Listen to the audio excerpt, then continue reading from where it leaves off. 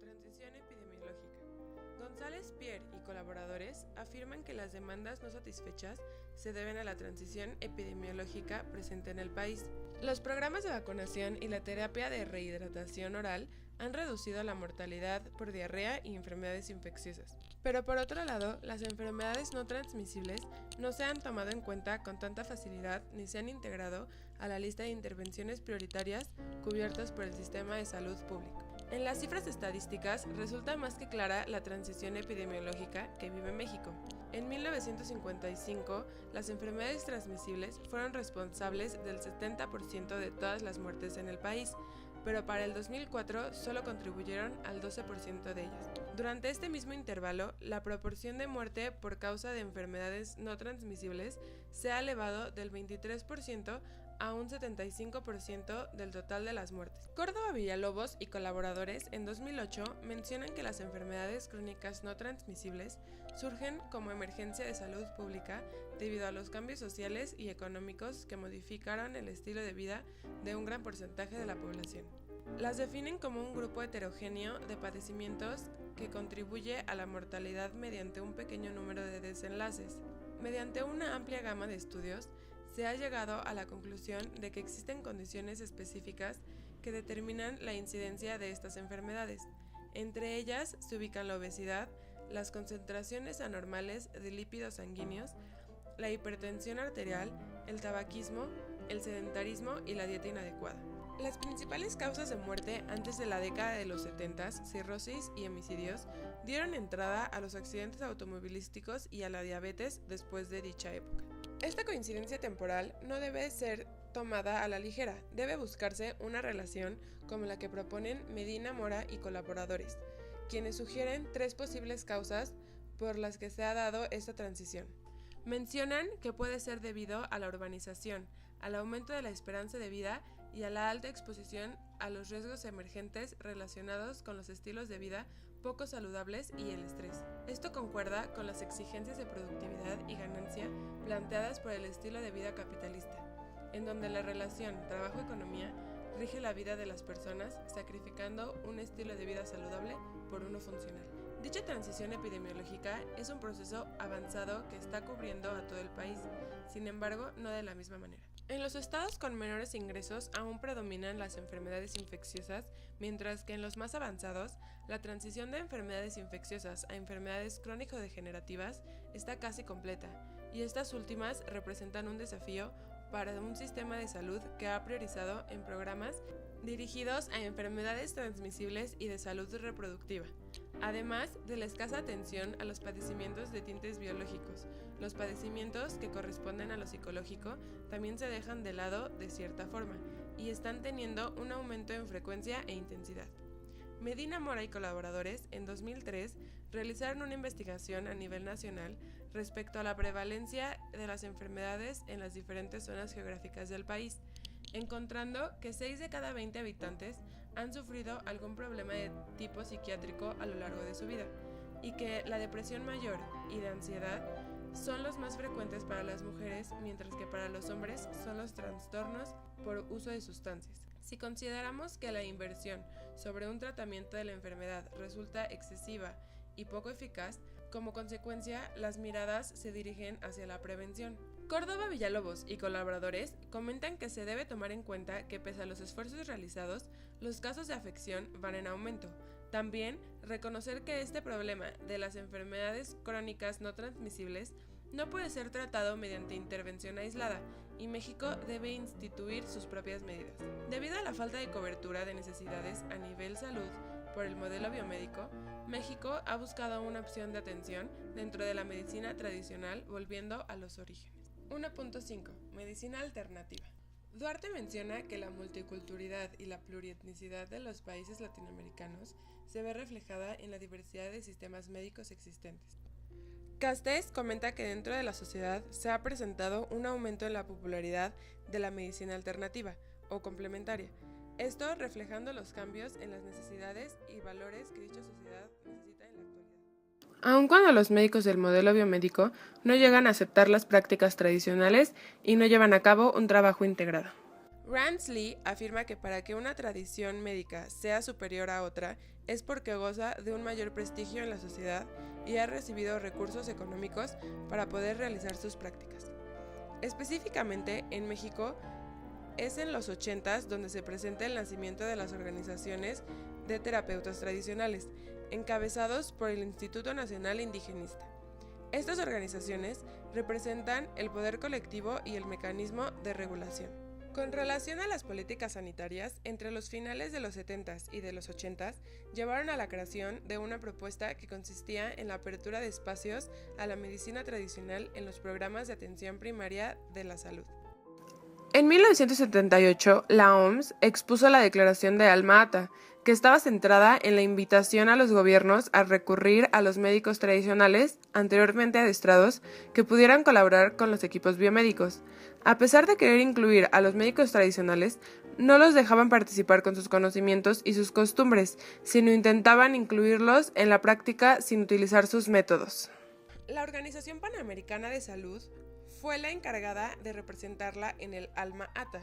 Dicha organización compartía el planteamiento que afirmaba que la ciencia era un elemento que las comunidades nativas tenían que hacer propio para poderse desarrollar e insertar en la vida nacional.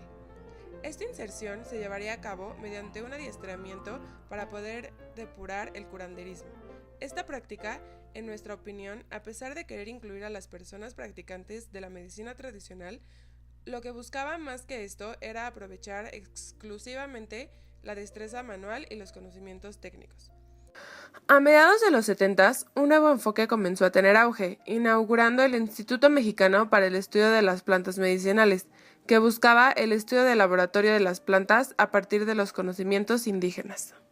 Desde el punto de vista jurídico, la Ley General de Salud, que entró en vigor en 1984, reconocía como legítimas exclusivamente las actividades desarrolladas por los médicos formados en los institutos de enseñanza superior. Las actividades de los terapeutas indígenas y tradicionales, pues, pese a estar ampliamente toleradas, eran de hecho ilegales. Esto cambia hasta el año 1992 por la reforma realizada al artículo 4 de la Constitución, el cual aseguraba el derecho a los pueblos indígenas de promover el desarrollo de sus lenguas, culturas, usos y costumbres.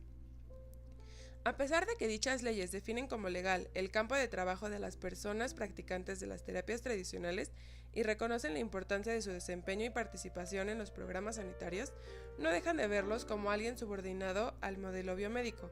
Duarte afirma que se requiere crear espacios de encuentro que impliquen una comunicación que incluya participación y comprensión de lo que el otro aporta, herramientas de planificación, acuerdos formales e informales y estrategias de sustentabilidad. Si bien ha habido un aumento en la popularidad de las medicinas alternativas, el modelo biomédico no ha integrado las tradiciones y el modo de atención de la medicina alternativa. Dentro de la sociedad existen organizaciones que se enfocan a buscar dicha inserción al modelo para que la complementariedad se presente. A pesar de ya haber más conocimiento sobre la medicina alternativa y sus funciones, en la mayoría de los casos la utilización de dichos sistemas sigue siendo utilizado y aún con mínima frecuencia, principalmente por el sector privado, al no haber políticas públicas que empleen y acepten las tradiciones que conlleva el uso de la medicina alternativa o complementaria. Análisis, conclusión y reflexiones. La evolución del hombre puede ser vista desde dos perspectivas.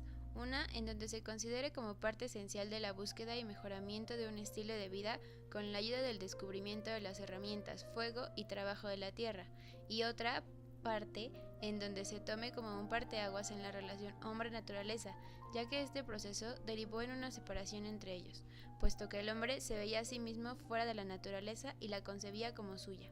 La separación que desprendió al hombre de la naturaleza resultó en el desarrollo de una nueva relación que tenía como característica al trabajo con el fin de satisfacer las necesidades como alimento, protección, entre otras. Sin embargo, ha ido cambiando a lo largo de los años. Lo que antes se veía como una relación entre el trabajo y la salud, el primero de ellos como medio para la obtención del segundo, ahora se ve de forma invertida. La salud es un medio que se debe conservar para la consecución del objetivo final, que sería la manutención de un trabajo que permita las ganancias que no van precisamente dirigidas a la satisfacción de las necesidades básicas. El trabajo concebido como base del comercio llevó a la búsqueda de un mecanismo para poder regular los intercambios que se realizaban. Tal procedimiento se basaba en la utilización de la moneda como producto, alienando el valor de los objetos en sí. Consideramos que en este proceso radica la problemática que hoy en día conflictúa a la sociedad, el dinero como forma de poder y control que cada vez abarca más áreas de la vida diaria. Es por esto que las personas que cuentan con mayores ingresos económicos gozan de los mejores servicios tanto primarios como secundarios. En México se ha presentado una división muy notable en las formas de vida de las clases sociales. La clase baja hoy en día sigue preocupándose por satisfacer sus necesidades básicas, viendo el empleo como un medio para esto. Sin embargo, la falta de trabajo resulta en una carencia de cosas elementales. Por su parte, para la clase alta las necesidades primarias están cediendo su lugar ante las secundarias. La necesidad de alimentarse sanamente se modificó por una alimentación útil y rápida o por el consumo en lugares sofisticados. La necesidad de una vivienda que brindara seguridad se modificó a una que brindara lujos y acceso a centros comerciales. Si bien es cierto que la búsqueda de un mejor estilo de vida impone a los trabajadores una jornada ardua y excesiva, también debemos incluir a las empresas y la búsqueda de sobreproducción, lo cual se conjuga en una explotación del trabajador y un estilo de vida contrario al ideal, ya que el trabajador generalmente no cuenta con todas las características óptimas para la realización de sus tareas. Esta situación fomenta la aparición de enfermedades como el estrés y la ansiedad, que a su vez se desarrollan en padecimientos cardiovasculares. Creemos que a pesar de que el trabajador se vea asegurado por parte de su empresa, esto no asegura una participación activa en el cuidado de su salud. La normalización de los procedimientos y la moda del estrés hacen que los ciudadanos dejen de prestar atención a los síntomas que sufren comúnmente. Este tipo de situaciones fomentan el desarrollo de enfermedades crónicas que son detectadas después de un largo periodo en el que la enfermedad ya estaba presente pero no se tomaba en cuenta.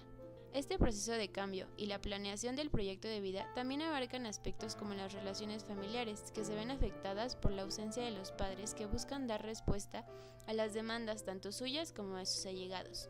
Este conflicto no se limita al abandono de los hijos en el hogar. Esto repercute en la búsqueda de relaciones sociales ajenas a la familia, que en algunas ocasiones llegan a los excesos y en cierto modo a un estilo de vida funcional, pero no necesariamente saludable para la persona. Al haber una serie de elementos contaminados con esta búsqueda de lo funcional, la vida cotidiana se vuelve un círculo vicioso.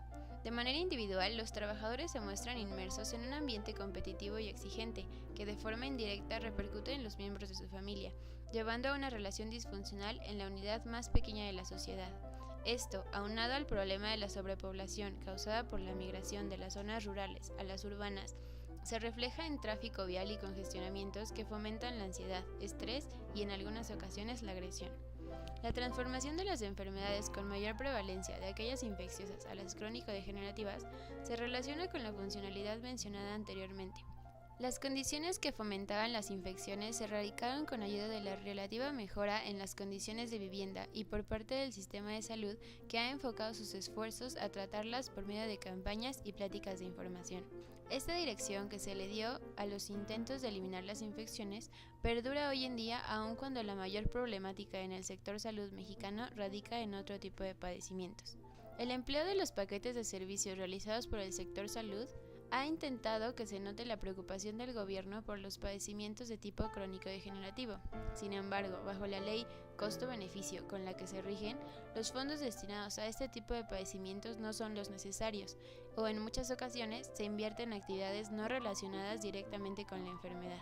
El tratamiento de estas enfermedades ha resultado en mayor proporción más complicado que los padecimientos infecciosos, ya que los primeros se relacionan con hábitos y costumbres, mientras que los segundos se pueden erradicar con medicamentos sin la necesidad de modificar el modo de vida del paciente. Esto, sumado a la falta de especialistas en distintos rubros relacionados estrechamente con las crónico-degenerativas, específicamente con aquellas áreas relacionadas con padecimientos cardiovasculares. Este déficit se atribuye a los prerequisitos necesarios para ingresar a este tipo de especialidades. Si bien la respuesta a esta escasez se encuentra en la disminución de dichos criterios, esta no es viable, debido a la importancia de los órganos sobre los que éstas se especializan. Consideramos necesario que se concientice a la comunidad médica de las necesidades que enfrentamos en la actualidad para así propiciar la vocación y el ejercicio de su profesión con dirección hacia esas especialidades. esta división, aun cuando resulta necesaria, no es lo óptimo, ya que esto sería ver al hombre como un todo en lugar de solamente enfocarse a una de sus partes. Hoy en día es común escuchar que el tratamiento para un padecimiento alojado en un órgano específico, al poco tiempo resulta en la afectación de otro órgano o sistema totalmente ajeno al primero. La anterior es una de las situaciones que resultan de la fragmentación del hombre. Sin embargo, no estamos totalmente de acuerdo en el estudio unificado de los sistemas corporales, ya que el cuerpo humano nos parece tan complejo que nos resulta imposible que un solo médico pueda comprender en su totalidad las funciones y padecimientos del mismo.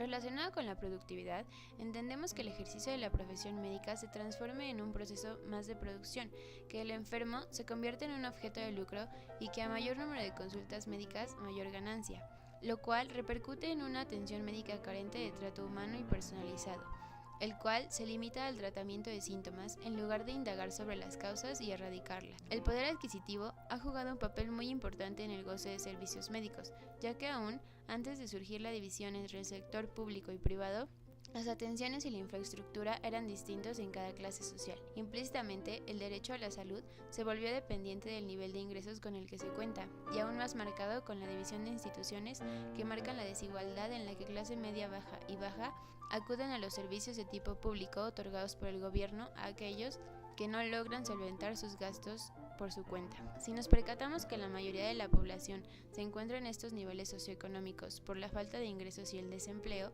entonces identificamos que el problema de la sobrepoblación y la falta de infraestructura llevan a un severo conflicto que resulta en la automedicación, en la ausencia de tratamiento o en la búsqueda de una opción diferente. Otra de las situaciones que afecta el desempeño del sector salud y que propicia la búsqueda de nuevas opciones por parte de los pacientes es el mal hábito de tomar y emplear literalmente ideas y procedimientos de esta influencia extranjera en diversos aspectos. En este caso, la medicina es uno de los principales receptores. Esto se refleja tanto en decisiones administrativas como en formas de tratamiento, que siguen sin ser efectivas, ya que aunque la sociedad mexicana busque equipararse a las sociedades de primer mundo, en definitiva no es igual. Por lo tanto, es obvio que las enfermedades y padecimientos que presentan los mexicanos no se curan de la misma forma que en otros países. Por esto sugerimos que también se debe aumentar la inversión en la investigación médica y farmacéutica para que así los resultados estén acorde a la realidad nacional y por ende resulten en un tratamiento de mayor eficacia. Por lo mencionado anteriormente, las necesidades de higiene y salud en México no han sido cubiertas por las instituciones del sector público ni así por las del sector privado, aun cuando existen supuestas diferencias entre ambas. Estas radican en la infraestructura y la tecnología, pero no son dirigidos correctamente al tratamiento de las enfermedades de mayor incidencia. Por lo mismo, la búsqueda de opciones que cubrieran las necesidades médicas de los pacientes los llevaron al contacto con la medicina tradicional mexicana. Dicha medicina comenzó a ganar terreno dentro de los tratamientos más usados, por lo que las autoridades de salud las incluyeron dentro de las instituciones y las leyes. Consideramos que esta inclusión tiene más tintes de control que de fusión. Aun cuando se han visto esfuerzos por incluir la medicina tradicional dentro de las instituciones, esta no se integra como una función para desarrollarse a la par del modelo biomédico. Esta sigue siendo subordinada, tomándose como una herramienta para el tratamiento más que como el tratamiento en sí, y a la vez se evita la pérdida de consultas para la institución.